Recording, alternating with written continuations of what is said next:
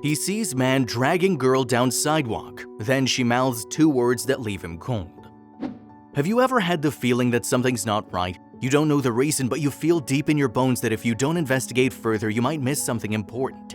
Some people at their peril disregard what many believe to be our intuition. If you are one of those people, perhaps this story will make you think twice the next time you experience a strange feeling inside. Nazir Elahi is 24 years old, single, and has lived half his life in Gulf Manor, Ohio. He came to the United States at the age of 6 when his Indian family decided to emigrate from Jaipur to pursue the American dream and create their own chain of Indian restaurants in Ohio. And they succeeded. His family currently has 4 small Indian restaurants open and working at full capacity. Nazir's childhood and adolescence were heavily influenced by his parents' work. They hardly spent any time at home, and he and his siblings always had to help out at the restaurant when they came home from school. Working there didn't bother him at first. In fact, he had a lot of fun helping his mother in the kitchen, but as he got older, he began to feel that his family's business prevented him from developing in other aspects of his life. Although Nazir always felt very attached to his family and its traditions, he knew that his destiny would not be tied to the family business, and that sooner or later he would have to go his own way alone. The problem on the one hand was that he didn't know how to tell his parents, and on the other hand, he still didn't know what he really wanted to do with his life. In his family, they had a motto, a slogan they repeated during family meals or for when they were going through a rough patch. The family will always stay together. As long as we are together, everything else can't hurt us. Family is the tie that binds all things together, and in it you will find all the answers. A motto that for the past year Nazir couldn't stop hearing in his head, but instead of calming him and bringing him the answers to his problems, all it succeeded in doing was to distress him more and generate new questions for which he couldn't find answers. Nazir never excelled in anything, academically nor physically. He was not particularly good at any sport and didn't have an outstanding school record, which made it even more difficult for him to find his place in society. He felt he didn't fit in anywhere, but he was dying to do so and knew, or at least sensed, that he could be something more than his parents' kitchen helper.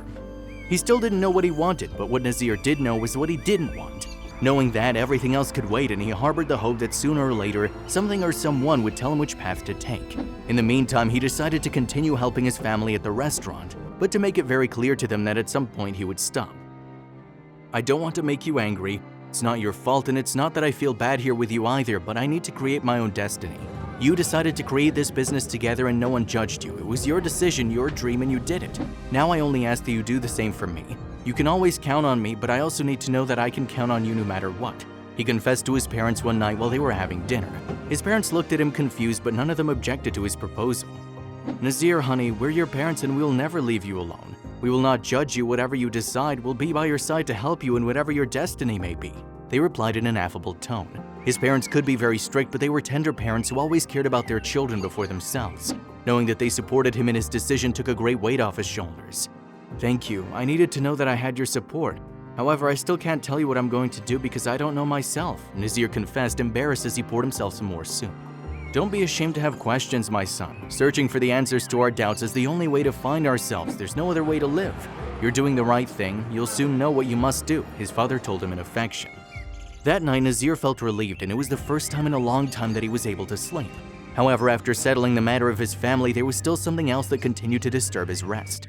Who was he? What could he offer the world, and how could he do it?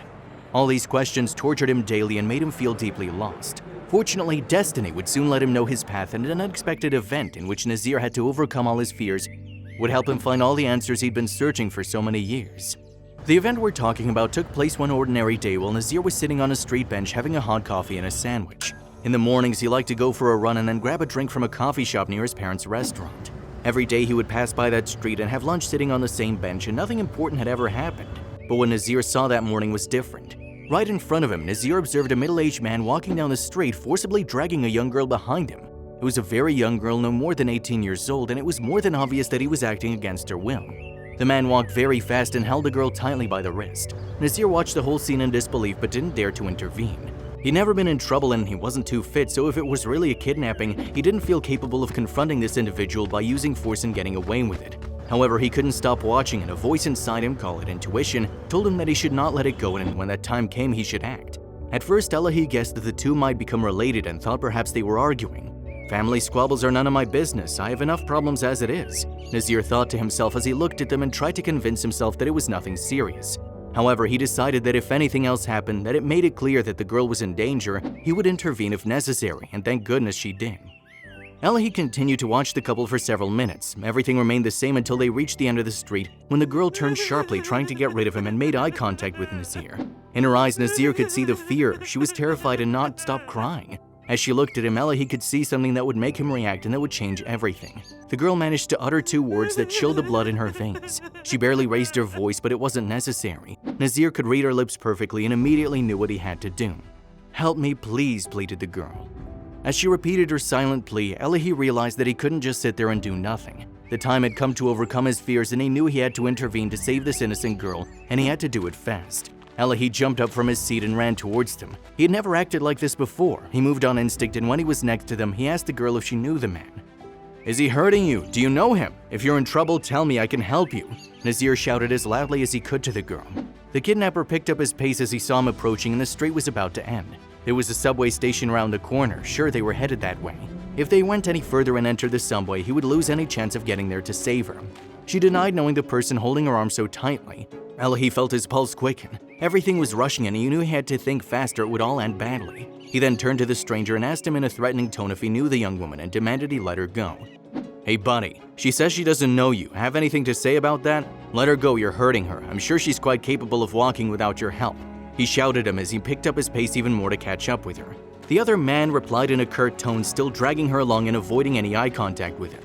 "Don't get involved, she's going with me, I know it's good for her. Get out," shouted the stranger as he pulled harder on the young woman, who began to beg in tears to let her go. That was the sign he needed. Something was wrong. Elahi knew it. He decided not to wait any longer and called the police. "Police, yes, I'm calling to report a kidnapping," Nazir said into the phone. He had to shout to make sure the kidnapper realized it wasn't a joke and get him scared enough to let her go, and he succeeded.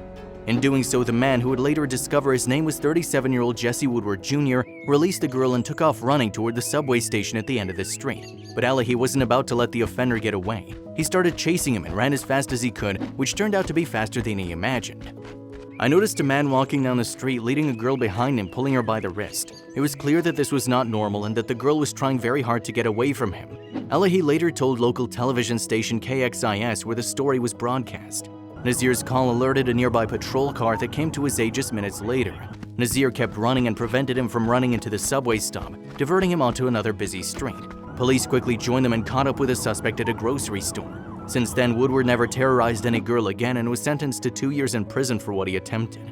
Elahi was very relieved to know that the man would never hurt anyone else again, and he was very glad he was there to protect that girl. If he had taken the girl wherever he went, he would have raped or killed her, Elahi said. "If I could have done anything else, I would have, but the right thing to do was to call the police and keep the girl safe," Nazir stated in his interview to local media.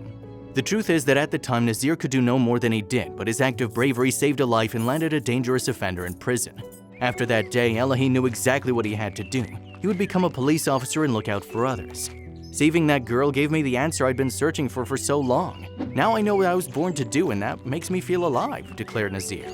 A couple of years later, Nazir graduated from the Ohio Police Academy, and not by any means, as he graduated second in his class. He now patrols the streets of his hometown as a captain in the Ohio Police Department. And although he's still single and unattached, he has never felt lost or sad about the life he was leading.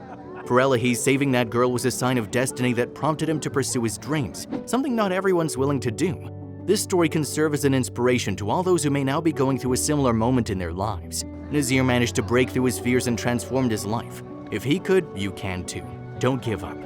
Did you like this touching and surprising story? If so, we invite you to leave us a comment expressing your opinion. If you want to continue enjoying inspiring stories like this one, subscribe to our channel or check out the other videos shown at the bottom of the screen. Thank you for your cooperation.